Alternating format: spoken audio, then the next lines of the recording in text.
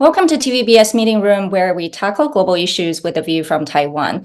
I'm your host, Wenqi Yu. Semiconductors are viewed as the new oil. Taiwan's leadership position in the semiconductor sector raises questions given its security vulnerability and its relationship with China. The U.S. CHIPS and Science Act, passed in 2022, is the first of its kind in recent years, where the U.S. government aims to strengthen the U.S. industrial capabilities on the grounds of national and economic security. Now, today's guest is John Neuffer, CEO of the Semiconductor Industry Association, SIA. SIA advances policies to help U.S. semiconductor companies in design, manufacturing, and research. Welcome, John. Great to be here. Pleasure.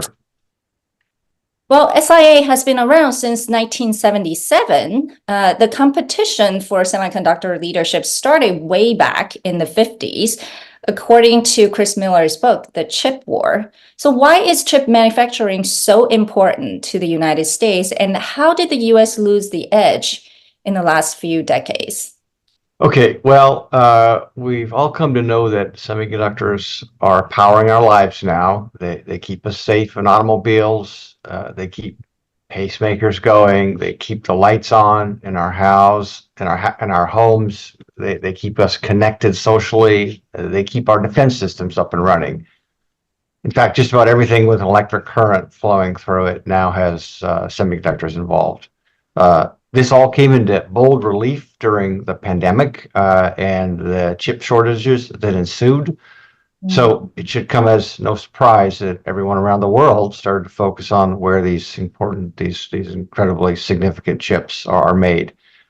In the US, we woke up to the reality that while we produced 37% of the world's chips in 1990, that's down to about 10% now. So yes, we did lose our edge when it comes to our share of global manufacturing of chips. And the CHIPS Act, and we could talk about this a little bit more later, is intended to fix that. To level the playing field, the U.S. government is now doing what other governments have been doing for decades to attract chip manufacturing to their shores, and that is providing significant incentives in the form of grants and tax breaks. But it's important to remember, it's important to remember the U.S. has never lost its edge in semiconductor R&D and design, and the manufacturing of the sophisticated tools that makes chips. And also U.S.-based companies still command roughly half of the global semiconductor market share. So I should also add that the CHIPS Act is working, and as we see TSMC and many other global and U.S. companies moving to build fabs in the U.S. Yeah, I think the importance of chips is of no question, especially I would say more recently, in addition to manufacturing, obviously, the global supply chain, etc., is that the more recent development of advanced technologies, especially AI, it requires a lot more advanced design and manufacturing. So we see that many AI companies are now starting to think about producing their own chips on the US soil. So there seems to be a new wave of demand for advanced chips, both out of the national security concerns as well as the demand just to power advanced technology. So do you think this surge of demand is more sustainable for the longer term, or just another cycle that ebbs and flows? Because we've seen this demand of chips sort of up and down. Yeah, great question. Thank you. So our industry has been notoriously cyclical throughout the years. So that's just always going to be that we're going to have ups and downs into the future. But the long-term trajectory of the industry is very positive due to ever-increasing prevalence of chips in everyday products, and the role chips are giving rise to new transformative technologies. And one thing important about the AI chips in particular, they're incredibly powerful in and of themselves, but the AI chips also are surrounded in products by all sorts of other chip technologies like memory and analog. So AI chips, demand for AI chips is growing, and so is all these other chips that are around those AI chips that make them work.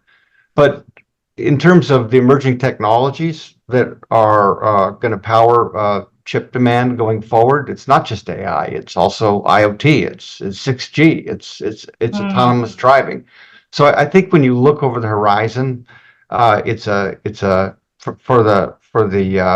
the long term, it's a very positive story when you're looking at demand for our technologies. Yeah, I mean, it's really interesting to see, this surge of interest almost, as a relative surprise to people who aren't versed in the history and this industry. And, we also saw the CHIPS and Science Act that was passed in 2022 is touted by the Biden administration as a major success. That hopes to bring manufacturing jobs back to the United States, to incentivize R&D, and to strengthen the American workforce. But in the meantime, they also put on guardrails like export controls, restricting American companies from doing business with Chinese or Russian companies. And I would say with the Chinese markets in particular, because it's so large, and for a lot of semiconductor companies, it's their major market. So, there are sort of grumblings about this may hurt American company business. And therefore, there are questions about the effectiveness of such an industrial policy approach to U.S. chip production. And what is your view of that? Is this generally going to make American companies more or less competitive in the long run? Listen, let me talk about the chip side of this story. And we're feeling very positive about the trajectory of the CHIPS Act. As I've suggested, the CHIPS Act is off to a very good start, and will begin to reverse a decades-long slide in our share of chip manufacturing. Mm-hmm. The early returns show that nearly $500 billion in commitments by the private sector are in play. That's 80 projects over more than government subsidies or incentives. That's on top of the government subsidies. That's exactly right, and it's gonna create hundreds of thousands of jobs. So I think the early indications are that we're off to a really good start. I should also say, and you mentioned this in your question, was that packed into the CHIPS Act is also something like $12 billion of investments in R&D. But I will say that we believe it's critical to ensure we don't undo the benefits of the CHIPS Act by unduly limiting U.S. companies' access to global markets. But when it comes to involving national security, when national security comes into play, it's really out of our hands in the private sector. That's really up to the governments, and we have to roll with it. Well, I think there are many questions about that, right? When the government says it's national security, how far do you go and where do you draw the lines? But, I want to come to, specifically about a few companies, especially TSMC, that's very relevant to Taiwan. We see that, to regain American chip production capabilities, ensuring TSMC and Samsung investments seems important, and both are your members, international members. TSMC especially is in news headlines all the time because it produces 90% of the world's most advanced chips and is headquartered in Taiwan, where it's been portrayed as this like geopolitical tension hotspot. But many worry, especially those in Taiwan, that TSMC will lose its edge. And some recent reporting has shown that there's difficulty of TSMC operating in Arizona due to different company cultures and workforces, etc. There's also reporting that TSMC will have to charge more for chips that are not manufactured in Taiwan.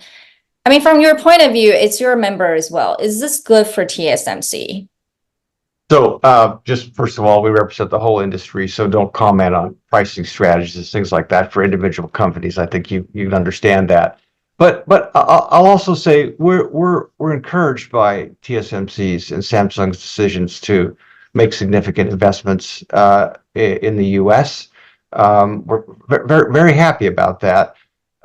We, as the CHIPS Act was coming together, we made a point of ensuring that the CHIPS Act benefits would fall to not just U.S. companies, but the foreign players as well. Foreign players are incredibly innovative, and they should be a big part of our ecosystem here in the U.S. I can also say that by some estimates, our $530 billion industry today is projected to grow to $1 trillion by 2030. That's because chips are becoming so ubiquitous. The point here is that the pie is getting bigger in our industry. So the pieces of the pie are also getting significantly bigger, which means there'll be more for the US, more for Taiwan to go around. So I think we all stand to gain by this. Yeah, so instead of looking at shrinking the pie, you're basically saying the pie is going to be much bigger. So for TSMC or other companies to diversify their investment is also good for the long run. Yeah, and I'll just add that coming out of the pandemic, I think one of the kind of singular lessons for all of us was that diversification of supply chains is absolutely essential, whether you're based in Taiwan or you're based in the US. Yeah, it's a risk management, basically. Exactly. And we see that the U.S. has been, exerting pressure on other countries too, right? Japan, South Korea, and Netherlands to actually adopt export controls to China and Russia. And we've seen companies kind of complaining about this openly and say these restrictions will only help China accelerate its own domestic semiconductor capabilities. For example, when Huawei, if you remember a couple months ago, the latest phone at that time uses an advanced chip produced by SMIC, which is a Chinese semiconductor manufacturing company, kind of took the world by surprise. So what is your view on, just generally speaking, this kind of export control, trying to, I use my word, kneecap China's, or slow down China's semiconductor capabilities? So it should come as no surprise that SIN or member companies, of course, recognize the need to protect national security. And maintaining a healthy U.S. semiconductor industry is an essential component to achieving that goal. This is the balancing act our government considers for U.S. industry, and what I assume other governments are weighing for their industry, their chip industries. So we've long underscored the importance of implementing export controls in a multilateral manner, so they don't undermine innovation and the technology base in the United States.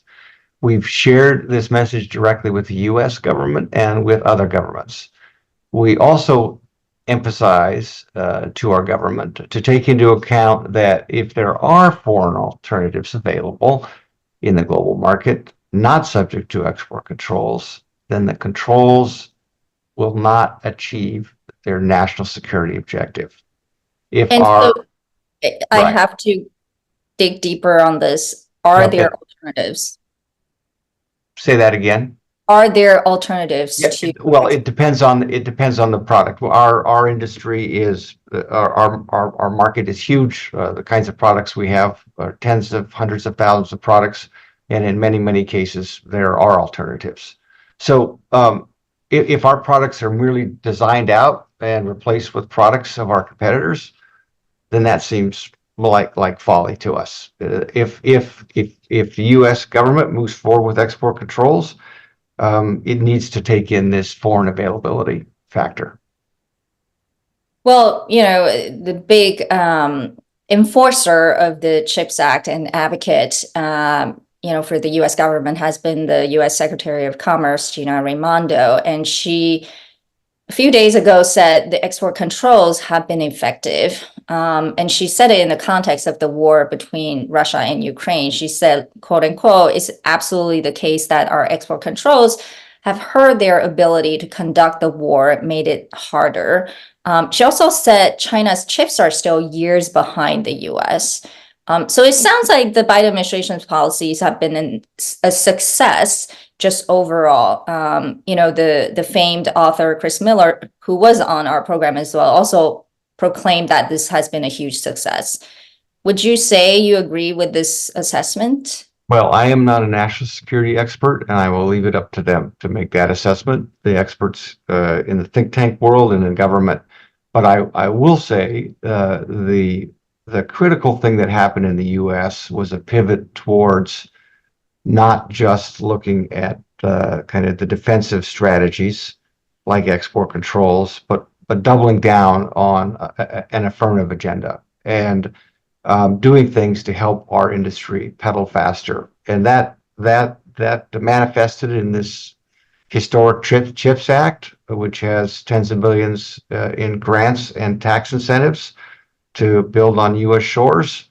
And there's major investments in R&D for our sector. So this has been absolutely critical for going forward in terms of policy. It's been a very helpful development for us that we have a strong affirmative agenda here in the U.S. Mm-hmm. Well, since you work with so many AI chips related companies, I'm just curious, for companies like NVIDIA, AMD, etc., I assume they all welcome CHIPS Act, but in private, to the extent that you can share, what would they like to see more done at the policy level? Great question, and I assume this is not in private, but I will give you a public answer, which syncs up with my private answer, which is, listen, the CHIPS Act did a lot to advance the manufacturing here in the U.S. But a big part of our industry and a part of our industry that's we've dominated in the U.S. is design. And we also think that there should be a focus on ensuring that R&D, chip R&D, stays here strong in the U.S. and we don't kind of get behind the eight ball like we did with manufacturing, stay in front of the problem and incentivize our R&D development here in the U.S. Well, we've talked a lot about American semiconductor industry. I mean, since you represent SIA, which is, the mission is really for U.S. Industry. While the U.S. kind of ensures, all these capabilities, a good thing for the U.S., but we also see that it's encouraging friendshoring in countries like India, Vietnam, Malaysia, and other countries to diversify the supply chain. And what does this all mean to the future of the global semiconductor industry? And the reason why I ask is because, Morris Chang, the founder of TSMC, famously said the globalization is dead. It may be a bit dramatic, but, what does this mean for the future of semiconductor industry? Well, you throw a lot out there. First of all, U.S. industry priorities are a big priority for SIA. We also have lots of global companies, and they're a priority for us as well. We are a global industry, and that's reflected in our membership. But good question. Just curious, are there any equivalent in other countries? This industry association? There are. There's an SIA in Taiwan. There's an SIA in Korea, in Japan, in Europe, and in China. And we actually get together on a fairly regular basis and in a forum called the World Semiconductor Council. But I diverge. So, but the reality is. The CHIPS Act is incentivizing, it's fixing a problem in the U.S., which is our manufacturing has slipped overseas over the decades. But everybody here who's kind of in the know, including Secretary Raimondo and other senior U.S. government officials, have repeatedly acknowledged that the U.S. can't go it alone. We will always be a global industry, and we will rely on our friends, partners, and allies around the world. So the CHIPS Act is one side of the coin, which is incentivizing manufacturing here in the U.S.